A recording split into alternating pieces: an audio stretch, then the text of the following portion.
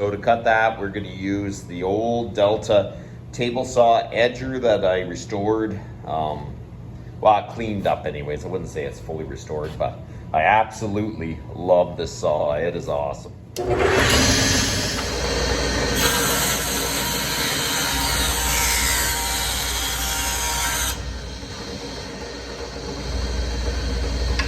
So to cut that, we're going to use the old Delta table saw edger that I restored. Well, I cleaned up anyways. I wouldn't say it's fully restored, but I absolutely love this saw. It is awesome.